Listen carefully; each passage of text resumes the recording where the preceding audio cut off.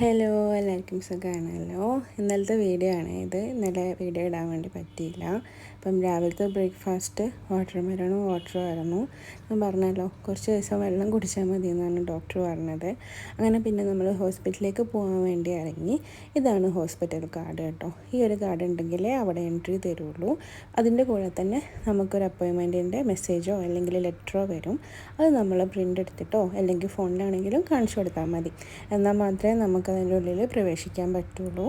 അപ്പോൾ നമ്മളവിടെ എത്തി. ഒക്കെ ആണെങ്കിൽ പോയിട്ട് ഗേറ്റ് പാസ് ഒക്കെ എടുത്തു. ഗേറ്റ് പാസ് എടുക്കുന്നത് നമ്മളെ വണ്ടി ഉള്ളിലേക്ക് കൊണ്ടുപോകണമെങ്കിൽ അവിടെ പാസ് എടുക്കണം. തിരിച്ചു പോകുന്ന സമയത്ത് അത് റിട്ടേൺ കൊടുക്കുകയും ചെയ്യണം. അങ്ങനെ പിന്നെ നമ്മൾ ഹോസ്പിറ്റലിൻ്റെ ഉള്ളിലേക്ക് പോവുകയാണ്. ഈ ഒരു ഭാഗം കണ്ടോ, ഈ ഒരു ഭാഗത്താണ് ജനറൽ മെഡിസിനും ഡെൻ്റൽ ക്ലിനിക്കും വരുന്നത്. പിന്നെ അവിടെ ക്യാൻറ്റീൻ ഉണ്ട്, വാഷ്റൂം ഉണ്ട്. നമ്മളിപ്പോൾ പോകുന്നത് നേരെ എമർജൻസിയിലേക്കാണ്. എമർജൻസിയിലാണ് മെയിനായിട്ടും കാർഡിയോളജി ഡിപ്പാർട്ട്മെൻറ്റും ബാക്കിയുള്ള എല്ലാ ഡിപ്പാർട്ട്മെൻറ്റ്സും വരുന്നത്.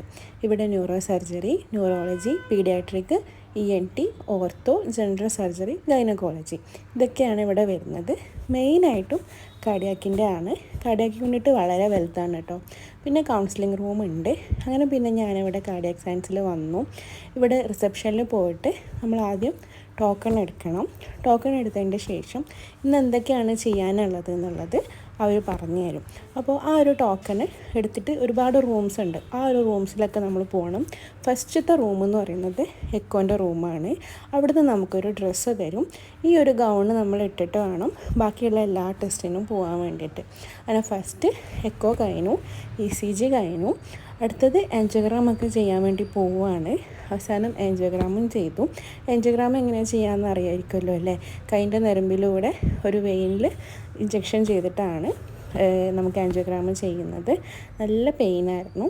അതിൻ്റെ ശേഷം പിന്നെ നമുക്ക് റിസൾട്ട് കിട്ടാൻ വേണ്ടി വെയിറ്റ് ചെയ്യണം. റിസൾട്ട് കിട്ടിയതിൻ്റെ ശേഷമാണ് നമുക്ക് ബാക്കിയുള്ള കാര്യങ്ങൾ അറിയുള്ളൂ. റിസൾട്ടൊക്കെ കിട്ടി. ഇൻഷാ അല്ലാഹ് ഞാൻ നാട്ടിലേക്ക് തിരിച്ചു പോവുകയാണ്. ബാക്കിയുള്ള വിശേഷങ്ങളൊക്കെ ഞാൻ നാളെ നാട്ടിലെത്തിയിട്ട് ഫുൾ വീഡിയോയിൽ പറയാം. അപ്പം താങ്ക് യു.